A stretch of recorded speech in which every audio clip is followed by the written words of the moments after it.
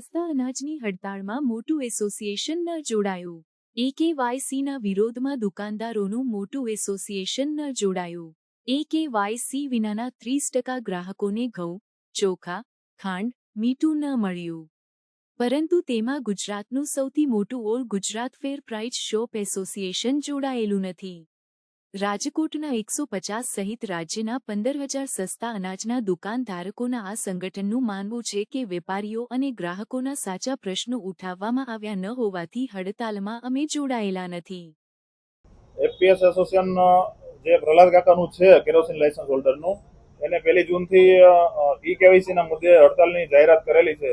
પરંતુ ઈ-કેવાયસીનો મુદ્દો એવો છે કે જે સરકારનો એક સુધારાવાદી મુદ્દો છે અને સરકાર અને ગ્રાહકોને લગતો મુદ્દો છે। આ મુદ્દાને સાથે એસોસિએશનને કે સસ્તા અનાજના વેપારીને કંઈ લાગતું ઓળખતું નથી, માટે નીતિગત અમારો મુદ્દો નથી। અમારા જે મુદ્દા છે કે અમારું મુખ્ય કમિશન ₹1.5 છે એ ₹3 થાય, અમને ઈ પ્રોફાઇલમાં વેપારીને એક સહાયક ઉમેરવામાં આવે, અમને ગોડાઉન ખાતેથી જથ્થો ઓછો આવે છે, ગોડાઉન ખાતેથી જથ્થો જે આવે છે એમાં ખંડણીના રૂપે મંજૂરી માંગવામાં આવે છે। અમારા આવા વિવિધ મુદ્દા છે, આ મુદ્દાનો ક્યાંય આમાં સમાવેશ કરેલો નથી, માટે વેપારીના હિતમાં હડતાલ નથી એવું કહી શકાય। માટે અમારું ઓલ ગુજરાત ફેર પ્રાઇસ શોપ એસોસિએશન આ હડતાલને સમર્થન કરતું નથી।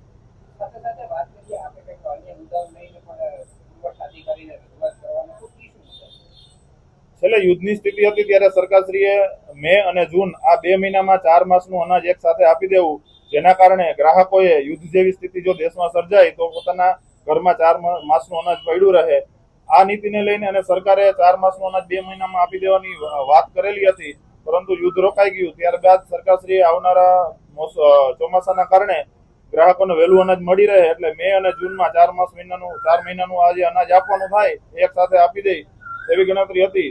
પરંતુ ઈ દરમિયાન 15 મેના રોજ સરકારશ્રીએ ઈ-કેવાયસીની સ્થિતિએ જથ્થાની ફાળવણી કરી। ખાસ કરીને જૂન માસ માટે જે લોકોને 15 મેની સ્થિતિએ ઈ-કેવાયસી થયા હતા એટલો જ જથ્થો જૂનમાં આપ્યો।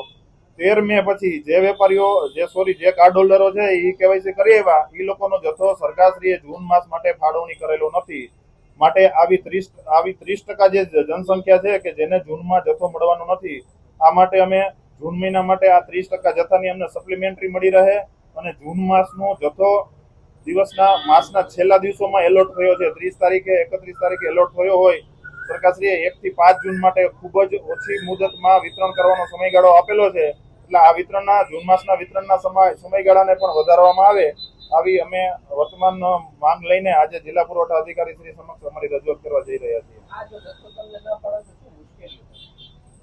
મુશ્કેલીઓમાં આ મોટી મુશ્કેલી છે તો કાર્ડ હોલ્ડરની છે, અને અમે માનીએ છીએ કે કાર્ડ હોલ્ડરની મુશ્કેલી છે એ વેપારીઓની મુશ્કેલી છે, કારણ કે જે ઈ-કેવાયસી છે ને એ એવા વર્ગનું નથી થયું કે જે જાગૃત નથી, જે અભણ છે, જેને ખ્યાલ નથી કે આધારની સાથે મોબાઈલ નંબરનું સીડિંગ કરવાનું હોય, મોબાઈલ નંબરનું સીડિંગ થાય તો એમનું ઈ-કેવાયસી થાય, એટલે એક દબાયેલો ને કચડાયેલો જે વર્ગ છે એ લોકો જ આમાં રહી ગયા છે। એ લોકો સમજતો નથી કે આના માટે ક્યાં જવું, કોને આપણે ભલામણ કરવી, ક્યાં આપણી અરજી કરવી। આ લોકો સીધા દુકાનદાર પાસે આવે અને જે કઈ પ્રશ્ન હોય દુકાનદાર સમક્ષ મૂકે, એનું જે કઈ નિરાકરણ લઈ આવવાનું હોય અમારે એની સાથે ચર્ચા થાય, એની સાથે ઝઘડા થાય, આ લોકો સમજતા ન હોય, એટલે અલ્ટિમેટ તો જે કઈ પ્રશ્નો સરકારની જે સ્કીમ હોય એનું જે પૂરેપૂરું ઇમ્પ્લિમેન્ટેશન ન થાય એના માટે દુકાનદાર ભોગ બનતો હોય છે। એટલે આ રેશન કાર્ડ હોલ્ડરના જે પ્રશ્નો છે એ અમારા પ્રશ્નો અમે સમજી